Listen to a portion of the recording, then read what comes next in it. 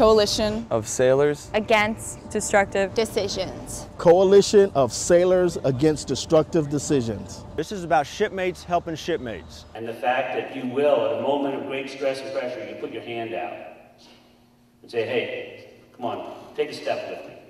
The best prevention tools are the sailors themselves. A leader amongst their peers, a leader to themselves, just that leadership, that's the one thing. Nobody came into the Navy to fail. Nobody. I'd say, first of all, I'd say not in my Navy. Leadership.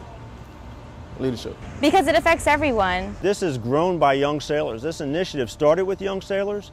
It's grown through young sailors, and it will continue to grow. I thought about my career more, you know. I got involved in the command. I did things that other junior sailors wouldn't do. And I feel as if I didn't have a mentor, it wouldn't be the same for me. When no one's looking, what do?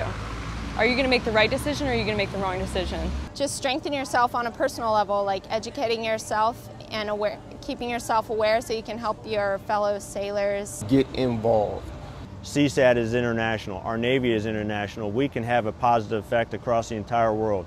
It only takes one person to change the world. It's for everybody. It's a collective effort from not only from sailors, but for Marines, Army, and Air Force as well. Like if I help you, help them. Someone helped me, so I'm paying it forward. I'm going to help everyone else I can, younger or older than me. Try the organization, give it a chance. If you don't like it, you don't have to join. Bowling, roller rink. We have paintballing, laser tag, movie nights. Like we do salsa dances, Super Bowl parties. You can actually go see the country or the world and you know, it's not just be contained in a little box. Shipmates, it all starts with you.